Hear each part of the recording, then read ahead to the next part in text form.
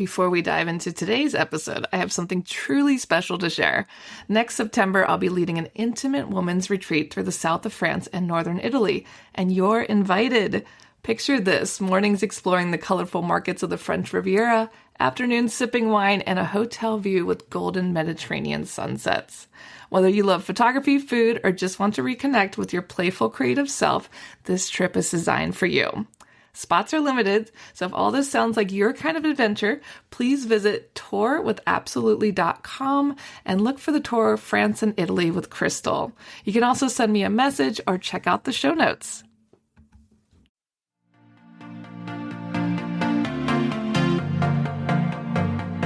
Hey guys, my name's Crystal Kenny, and I'm in love with creating. All things artistic and imagination involved.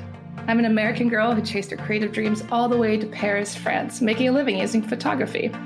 This podcast takes you inside the stories of all the artsy folks I've met along the way and gives you that extra push to discover your creative gifts. The desire to create is deeply inside each and every one of us, and I give you the tools and inspiration to find a new way of living a more creative life. This is La Vie Creative, the podcast.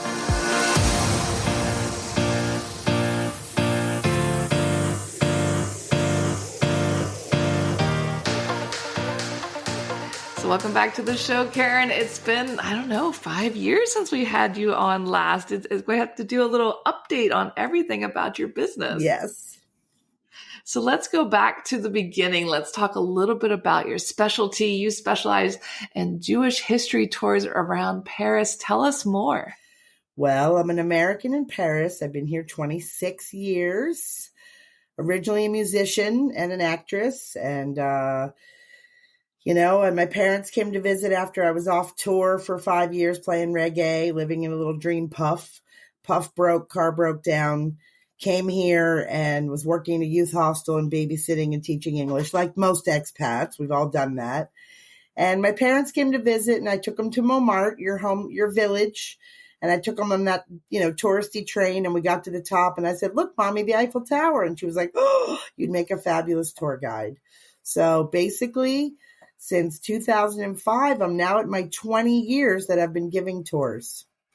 Holy cow, 20 years. Yeah. And after all these years, is it still exciting? Do you still love it? So that's a great question, Crystal. People always ask me if I get bored.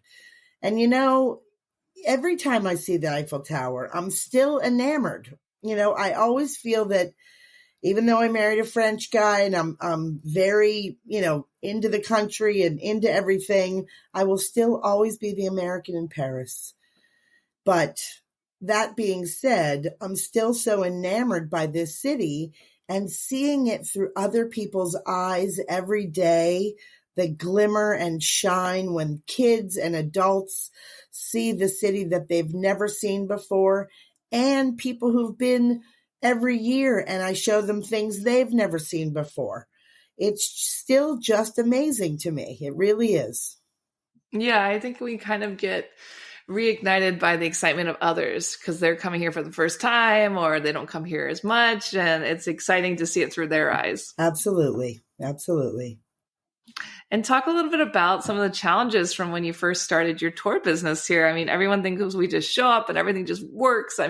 Talk about some of the hardships of first starting your business 20 years later. Well, the hardships are French administration.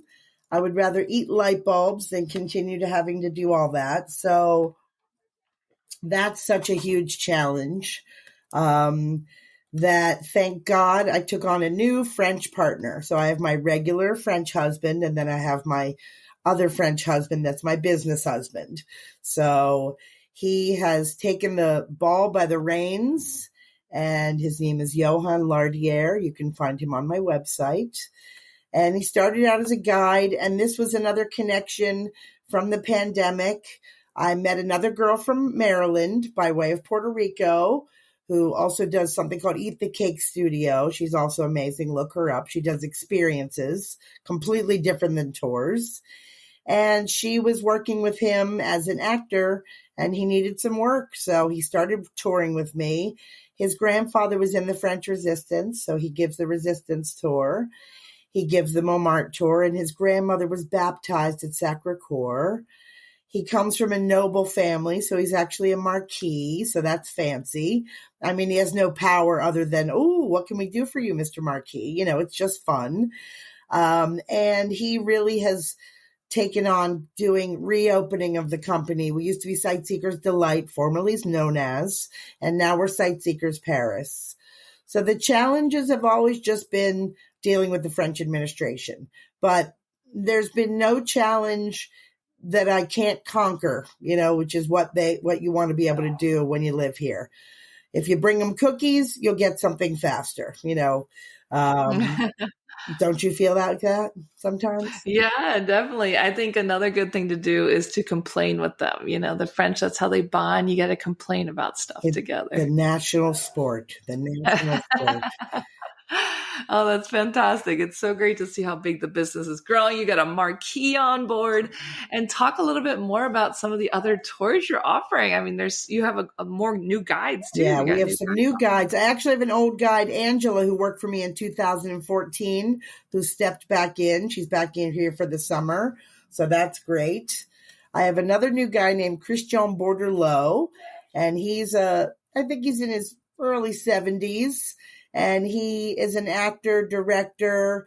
He worked at Disney alongside Johan, great with kids. And of course, he's also a coach for synchronized swimming, because that's the kind of people that live in Paris. We do all the things, right? We're a bunch of Renaissance people. Why do you? So the Resistance Tour is one of the newer tours.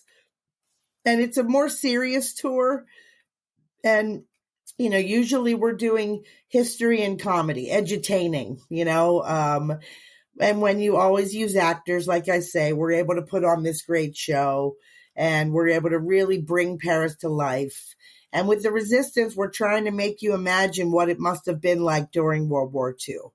It's the most serious of our tours, yet very important with the heights of everything that's happening right now in the world for everybody to understand how to resist. So exactly. That's one of the newer tours. I also have a kosher food tour. So going right into the Jewish tour, you and I were talking earlier about how our business is such a word of mouth. And the Jewish community really has helped me, because during the pandemic, I went virtual. And I've given my Jewish virtual program to, thank God, for 65,000 people in North America, and really trying to share everything that's happening here, and trying to share the beauty of Paris, sometimes tragedy, obviously, of Paris and the French, but also trying to show the light. And the kosher food tour has been a really great, fun new thing for me, because I'm learning all kinds of stuff that I didn't know, because I'm not, I was raised, you know, kosher in the house, but this is a whole new ball game for me.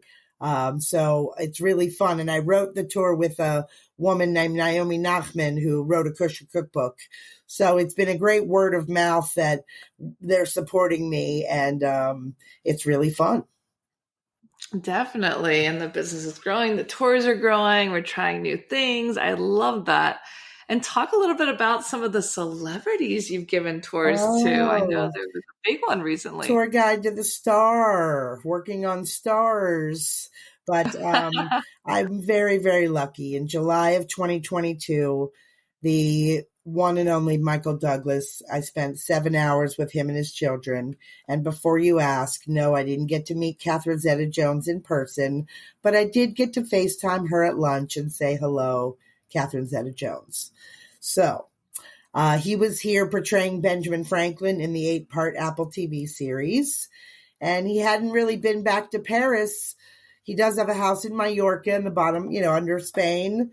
But he didn't have a big French connection.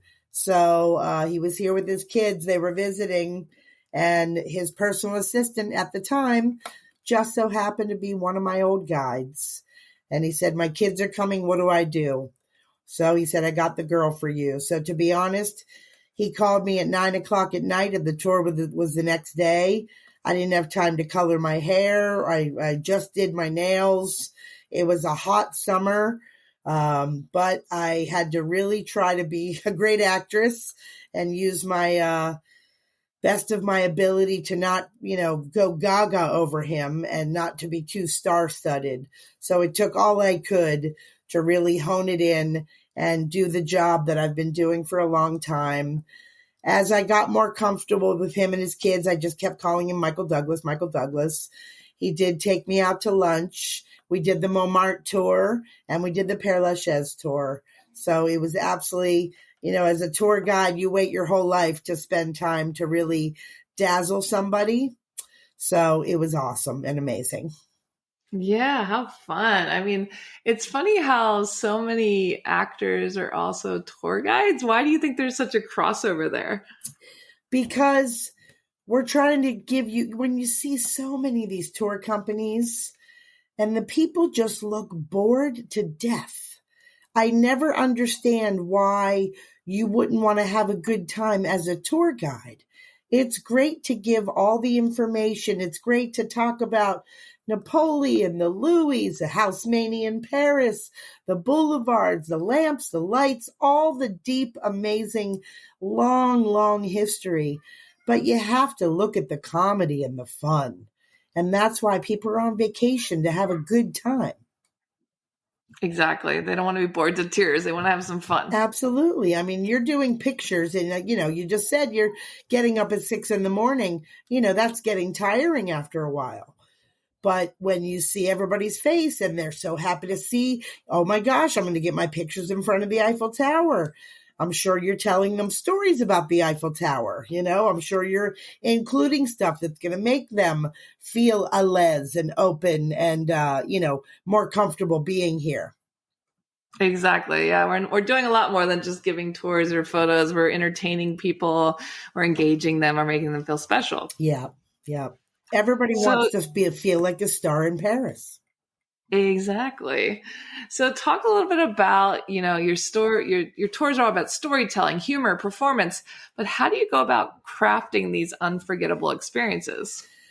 Well, I stopped counting at how many books I've read at like, I don't know, 800, 900 about everything, and then if you include every blog and every podcast and every article and every TV show. So the funnest thing is watching Top Chef and the Best Pastry Chef. I get so much great information about food that I added on to all of my tours that people are just kind of blown away. One of my fun stories. There's a cheese shop in Montmartre, Chez Virginie. So I will plug her because she's amazing. She has this butter that comes out once a year. And it's bright yellow. And I said to her, "What? I've never seen butter this yellow." She said, "Oh, it's a very special butter. It only comes out once a year. And it's bright yellow because the cows are eating wheat with extra beta carotene. And there's only 18 cows in the country that produce it once a year for 4 months." And as soon as she said that in front of my client, he's like, "I'm going to need this butter." And he bought like 4 of them and had her vacuum seal them. Americans love this avant-garde, one-of-a-kind thing. So this is where at the beginning when I started doing these tours, it was more of kind of we call cookie cutter. You got to show them everything they need. Now I have time that I've been here for so long and, married the French guy. So I'm, I learn more just living here, Yeah, it's just about being like, we're in it. We're like in it every day. And like just the people that love their jobs that are teaching us so much. And it's just their day to day. And they want to share that with visitors. Absolutely. Absolutely. It's fascinating. So talk about your process for turning dry historical facts into something people can laugh, cry, and connect with. Okay. So when we get to Notre Dame and I say, oh, it was built around 1163 and finished in the 1330s. And as you're here for a couple days, you'll see that everything takes about 200 years to finish, like dinner. You can rot and die at your table. They're not in any hurry to get rid of you. Right? That's a great, it's at the end of almost everything I say, when I show them the sundials and half of the year they're off because of daylight savings time. And I say, have you noticed how it doesn't get dark till real late here? And everybody's always so blown away by it doesn't get dark till 10:30. And I'm like, well, when you pay high taxes, you demand more sunlight. I like that. You know, it's little things like that that make people go home and remember their photos and remember what they learned. I think comedy and humor is such a way to really catch somebody. And, the French say coller, get it stuck in their head. I can dazzle you and tell you how many rivets hold up the Eiffel Tower, but that's not as fun as, a real story that's going to make you remember what you saw. Exactly. And when you make people laugh, they're more likely to remember for sure. That's such a great tool for anybody in business. Absolutely. Absolutely. And because, honestly, you can tell by my voice, I apologize to everybody. I wasn't trying to sound like Demi Moore, but I'm working almost every single day. I ran home to get here to do this. I was so nervous. But I find that I'm giving the Jewish tour sometimes 20 to 25 times a month. And it's really amazing, really exhausting, but waking up and doing it again. And it's a new audience and it's a new, I feel like I'm on Broadway at this point, because I'm so well known in the Marais neighborhood that it's like a hello Dolly when you walk down the street, everybody in the neighborhood, it really feels like that for me.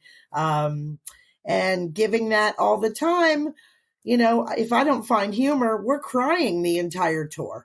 So that's not what Jewish people do. We have to try to find humor and keep the light. So that's very important for me. I love that. Keep the light. That's beautiful. And like you said, it's like the people are, what's changing. We're telling the same stories. We're doing the same job every day, but you're connecting with people in different ways. Absolutely. Seeing children that are just starting to learn, America, it's very funny. Whenever I say what happened with Napoleon in 1803, it's like 1 out of 1,000 will remember Louisiana Purchase. But if I say Louisiana, everybody says Purchase, So we also have to remember the French-American connection, the literal French connection. So when you bring that in, we were great allies for a long time, and we should continue to be great allies. Definitely. Americans hopefully. like to French everything up. Yeah. So do you consider your work a form of performance art? Absolutely. My company, we're not like all the other guides. There's plenty of other guides doing amazing job. I'm not downing all the guides if you're all listening, but there's plenty of us that are also trying to use comedy. I break out into song, should I carry my flute? Probably. But then it gets to be, oh God, what can't she do? You know what I mean? So sometimes feels like a little too much. Eventually, I would love to have somebody giving the tour and me walking behind them playing Edith Piaf. There's a lot still to be developed as time progresses. And we will continue doing this as we expand to Sightseekers Europe. I love it. Yes. Big news on the horizon. Yeah. And talk a little bit about how you got the courage to start, because I talk to so many creatives, so many people who want to start businesses, and they're just like, oh, this, that, and the other, and they're just like scared to even start. Like, how do you move past that? Well, first of all, I'm the youngest of 5. I'm the one not invited, but very welcome. And I'm the performer child. There's a world of people like us that want to be able to share what they do with everybody. And I dig deep every day. And every time I find a new story, I'm so excited to share it with them. I'm so excited to share it with my audience. When I was doing the virtual tours, I had 1,000 people and I'm sitting in my kitchen with 1,000 screens. And I had to keep trying to find ways to get them excited during a pandemic, sitting at their desk, or sitting on their couch. So I think it's just, I don't know who's giving, I don't know where I'm getting the kahunas. My dad said, I don't know where you got these kahunas as an entrepreneur, as a creative entrepreneur. But I remember selling lemonade at 4, when I was 4 years old. And I remember my mom bought the lemonade and I made all the profits. And I was like, what a good idea. So that's been developing for many years in my life. And I want to work for myself. I don't want to work for anybody else. I want to call the shots. Yeah. And so I guess it's all about, seeing past, I might be scared to start this. I might be scared to do this. Am I good enough? But also, I don't want a 9-to-5 job in an office. So let's just do this. Well, that's, you're in the same boat that I'm in. No matter how good our French is, neither of us are going to go work in a French office. Exactly. Or an American office. Because exactly. I'm like, no offices. I mean, you went to school for photography? I went to school for marketing. See, voila. I went to school for theater and music. So at least I'm in my field, but you're marketing yourself, you're using what you learned with your education, and you've just turned it into a way to make it your, without saying a bad word, Yeah. So talk a little bit about this amazing team you've built, enthusiastic storytelling guides. What do you look for when you're building your team? I want to see it's, on my website, we were talking earlier, everybody wants you to be the photographer. You know what? We don't have a cloning system, I mean, we do, but we can't afford it yet. But it's finding other people who have the light in them that want to share this, to be a storyteller. Johan had a kid on the tour when he first started, and the kid was very on his phone, didn't want to pay attention. And, Johan worked at Disney. By the end of the tour, there's a picture of this kid up on Johan's back getting a photo, so you have to try to be a chameleon. You have to make the father who really didn't want to go on a walking tour with strangers happy. You have to coax the mother who didn't want to take her kids and, didn't want to be embarrassed by her pain in the butt kids. The teenagers, you want to make them like the tour. There was a girl on my Père Lachaise tour years ago. She was a goth kid and she was not talking. And her father and I are trying to banter, and all of a sudden we see some grave diggers. And she was like, "Ooh, can we go look?" And the guy brings a skull up. And let me tell you, it was the greatest day of her life. And she didn't shut up. And I have a picture of the skull now, and I get to talk about that. And it's just, you find something that a kid or an adult can attach to, and you're able to, tell a story, then it makes it more fun than just spewing facts and spewing history at them. It's all about connecting on what they're interested in. Yes, and that's very important. Yeah, absolutely.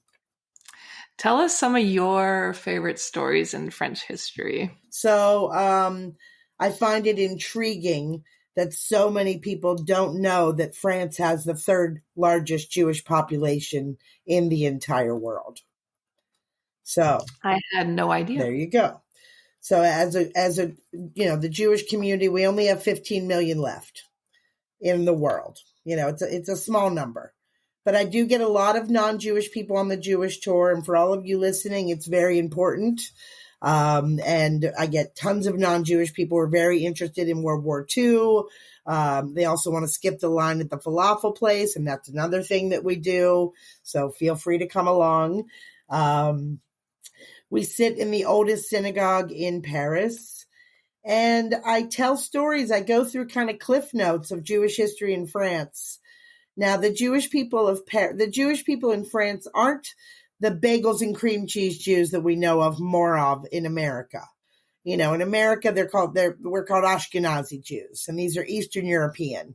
And that's any of your friends with Koop Weiss and Bergenstein and Rosengold and Followitz. We're the Eastern European Jews. But most of the Jews in France, is the population tripled after World War II, and they're Sephardic. So they're coming from Morocco, Algeria, and Tunisia. So these were French colonies. So that's a whole other thing. It's the same religion. They just eat better and look a little different. So, you can learn about more of this if you come with me. And any community that church group, synagogue, anybody who wants to book a virtual tour, we can organize that. If you want to come to Paris and you can't really come because you can't afford it, or you just, don't have the time or you're busy and you want to take an escape, look me up and we can organize that. And I can teach you some great stories. Yeah. It's nice, the idea of doing it online too. Like you said, something not everyone can afford, not everyone can make it here. So that's a really special experience that you offer. And talk about some of your favorite places in Paris for the history. Like you're just walking around and you're literally like in the middle of a historical. I mean, that's all of Paris, but are there any favorite parts that you have of Paris for the history? You know, I love that there's so many plaques that I'm in my regular pounding the pavement of the neighborhoods that I do, you know, Concord to Notre Dame, Montmartre in general, Père Lachaise Cemetery. That's one of my favorite tours because it's a money sucker, but because nobody really books it, although they should. But it's nice to be, you're all of a sudden in the largest outdoor museum in the world, and you're seeing all these people that lived or died in Paris, and the tombs are just stunning. As a photographer, you know, it's one of the most beautiful places and quiet, and you feel like you escape. I find that when I leave a tour and I go meet a friend and I find a street that I've never been on and I find a plaque of, you know, some count who lived there in the 1500s, it's stumbling on the things that I've never seen before, even as an American in Paris. Those are the little snippets of history. The Nicolas Flamel house. Do you know that? No, what is that? It's one of the oldest restaurants. It used to be an auberge, a hostel in Paris. And if you remember Nicolas Flamel, do you remember that name? Does that ring a bell? It does. I don't know why. Because he was in Harry Potter. He was a character in Harry Potter. Ah. He was an alchemist. And in real life, he was an alchemist. Interesting. Okay. So his house is here. It's the Nicolas Flamel house, but it's a pretty fancy restaurant. I think they have a 78 euro menu. And it's, you know, very historical. Go look him up. But speaking of Harry Potter, in Père Lachaise, there's a guy who looks like Voldemort. So you speak French. What is a vol? To fly. And what is mort? Dead. Flying Death Eaters. Remember in Harry Potter? Oh, that's so cool. I didn't even realize it was French. How fun. Exactly. Why would you? You know? So this guy's not Voldemort. He's a mathematician, but his eyes are closed and it looks kind of like Voldemort. And people are like, well, listen, J.K. Rowling could have easily come to Paris to get inspiration, you know? Definitely. So it's kind of funny that she obviously did, because Nicolas Flamel, you know, for sure. And Voldemort is definitely French. So everybody's obsessed with this city. Everybody. Talk about those plaques. I don't think everyone knows about those. There's these plaques on the sides of buildings, and tell us a little bit more about those. So there's plaques that are just on a building, and then there's the ones that looks like a kind of like a triangle, and they're all over the city. And you can now hold your phone up and do the whole Google Translate, and it'll tell you exactly what it is. They're not all very exciting, you know, but some of them are. And you have a lot of street art that's fun now as well. But if you're looking for the Space Invaders, you can also be looking for these plaques. And there's a lot in the Marais. They're all over. They're everywhere. It's just a triangle. Looks like a shield, actually, like a shield. And they're just everywhere. And they'll tell you who lived here, what this was. You know, you've got almost 500 parks in the city. They're all named after somebody. So there's always, with the Google Translate, I think the world has opened up to be able to do a lot more, to see more stuff and learn. I also love the plaques that are just on the sides of buildings where like famous people lived and died Exactly. or what they did. Those are always fun to look for too. Look for those on buildings. Yes, absolutely. And there's a lot of, you know, we're doing an AI tour. We're doing our resistance tour with a company that, you know, is basically geared towards the younger generation that can't really spend 3 hours on a walking tour, and they just want to walk around with their earbud and hear things. So Johan did one, and it's basically him storytelling, walking through our tour, but it's a 45-minute, you know, walking tour where they tell you go left at this plaque, go right at this street. Here's where this happened. And he's bringing it to life. And these are going to be the younger generation that are just walking around listening. And hopefully you'll see them laughing or crying or really starting to get it. Exactly. That's fun. Something for everybody in the family. Exactly. And talk a little bit about the street art. Why is it that the government leaves some street art and then other is like taken away or painted over? You know, it's really not lovely when they deface national monuments, right? That's not cool.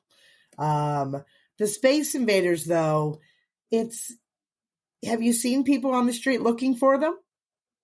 Oh, yeah. A lot of my guests are using the app to find them and take pictures. And let me tell you, it makes forces these kids, unbeknownst to them, to start looking for things.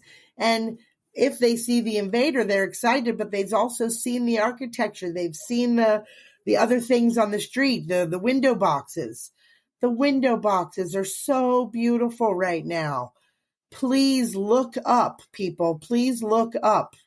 And when you ask the question, why does everybody have geraniums? Those are supposed to keep away the bugs. Ah, that makes total sense. Okay, because here we have, what we have here is called windows. In America, they're called French windows. For us, they're just windows. But we have no screens because we don't have the right kind of system to push up and down. So geraniums are supposed to be some of the flowers that keep the bugs away. I also find they're very hard to kill, so I can keep mine alive. Yeah, they keep coming back every year. We've traveled with geraniums from different apartment buildings, and they're still alive. Yeah, they're hardy plants. Yeah, there used to be. I would love to find pictures of this. There used to be window box contests in certain neighborhoods. Oh, that would have been so beautiful to see pictures of. Can you imagine when you see them hanging down? I just think that I love people that care. When you live in a city and you can't have a garden, I love that people care about that. Definitely. And I always like to ask all my guests to define creativity. So how would you define it?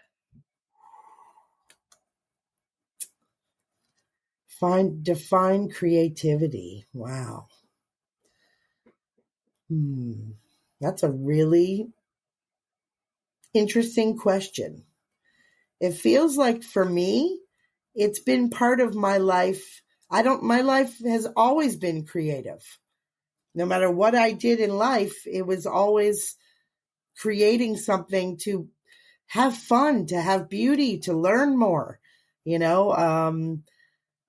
don't know how to define it other than just explaining that it keeps it warms my heartstrings. It just keeps me alive. It keeps the blood flowing. Every time I come up with a new recipe, something like that, I'm like, oh, I was able to make something new. I saw a recipe. I'm going to take it off of that. I'm going to make my own thing. It's just a pleasure. Being creative for me is just a pleasure. And we all need to find more pleasure in life. It's a reason for being. I love that. Pleasure. And talk a little bit about some up and coming things with the company, things to look out for. Well, for years now, people have been saying to me, what do we do in Rome? What do we do in England? What do we do in Barcelona? Well, finally, we're going to franchise. So basically, I'm not going to go to every country and write my own Sightseekers Rome tours. We have been connecting with slews of other guides through all of my other clients.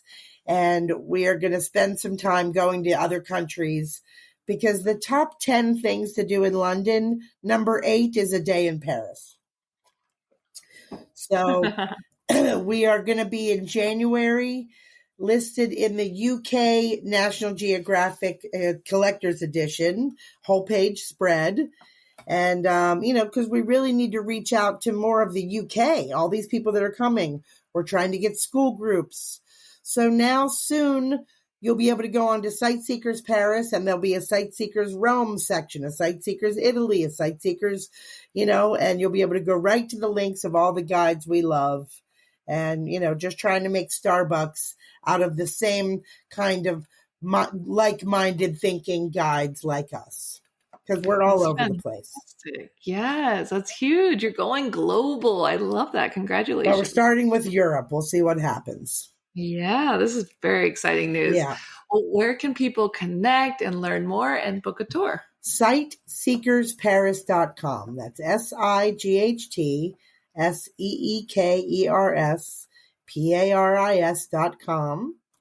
And you can look us up on Facebook and Instagram. We have a new social media young lady starting in the end of June. A friend of mine's daughter is going to do our social media for the summer. She did all the social media for the Olympic team last year. So we're very excited to have her on board. And we just don't have time right now. So whenever I post, I try to post. We're going to try to be obviously more active and still working on perfecting the new website, but we're very happy with it. And we're happy with our two new assistants. So one is also a guide, was an old guide. Now she's assistant, and she's stepping back in as well, when we need her. And I just have the best team in the world, and I'm the luckiest ever. Well, that's a beautiful note to end on. We will share all of that in the show notes. And don't forget, you guys can book her online and in person. Thanks so much, Karen. Thank you, Crystal. And I want to say, if you book the tour and you say you heard me on Crystal's podcast, you just say you heard from Crystal, then you will get the little friends and family discount. Oh, fantastic. Well, use that, guys. Definitely use it. She gives great tours, and we can't wait to see you guys in Paris. Thanks so much for tuning in to La Vie Creative. You can find more information on MissParisPhoto.com. And if you enjoyed this show, please feel free to share and spread the word for all my creative guests. We have the power to help them to keep doing what they love. See you next time.